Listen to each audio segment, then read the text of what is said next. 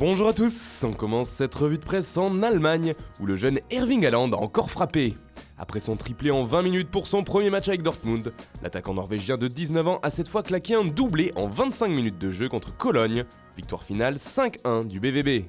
De quoi enflammer les médias allemands forcément, comme l'Express, qui en fait sa couverture, puisqu'il en est déjà à 5 buts sous ses nouvelles couleurs, le tout en seulement 57 minutes de temps de jeu. Des statistiques tout simplement incroyables, Haaland fait aussi les gros titres de Bild ce samedi, après ce deuxième match encore monstrueux. On part maintenant en Angleterre où un autre Norvégien fait parler, il s'agit d'Ole Gunnar Solskjaer, actuellement en pleine tourmente avec Manchester United.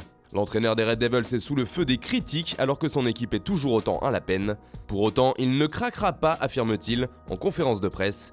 Après 2 défaites de rang contre Liverpool et Burnley, il tient bon, comme l'explique The Sun.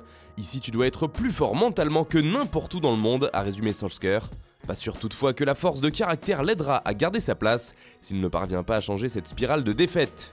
En Italie, le mercato bat son plein. Pour le Corriere dello Sport, c'est sûr, Christian Eriksen va aller à l'Inter. L'annonce officielle sera faite lundi. De même que le départ de Matteo Politano en direction du Napoli, même s'il s'agit ici d'un prêt avec obligation d'achat de 25 millions d'euros, écrit le journal. Mais ce qui nous intéresse tout particulièrement, c'est le dossier Layvin Kurzawa.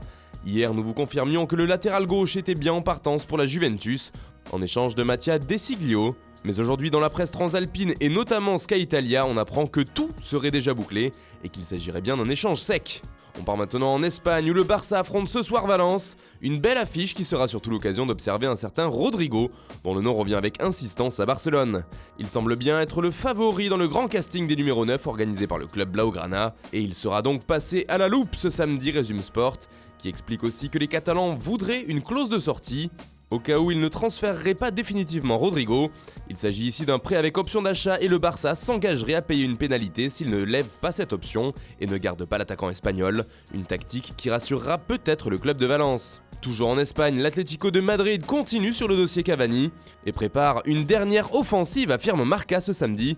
Il ne reste plus que quelques jours avant la fin du marché des transferts et les Colchoneros comptent bien utiliser la pression du compte à rebours. Ils vont tenter le tout pour le tout, affirme le quotidien ibérique. Alors que Paris a refusé la première offre madrilène demandant 30 millions d'euros, le club de Diego Simeone espérerait que le PSG adoucisse sa position et accepte d'entamer des négociations dans le but de laisser partir Cavani. L'Atleti compte aussi sur la pression du joueur pour faire craquer le PSG. A noter que selon nos informations, El Matador a refusé une offre de Manchester United. Le club ibérique semble donc bien être le grand favori pour ce transfert, même si le bras de fer avec Paris et Leonardo est loin d'être gagné. Et enfin, on termine ce tour de la presse au Portugal, où le journal Abola nous donne des nouvelles d'un autre joueur du Paris Saint-Germain, José Rodrigues. Selon le quotidien, le Sporting souhaiterait casser son prêt et le voir rentrer en France. Mais le PSG refuse et serait intransigeant.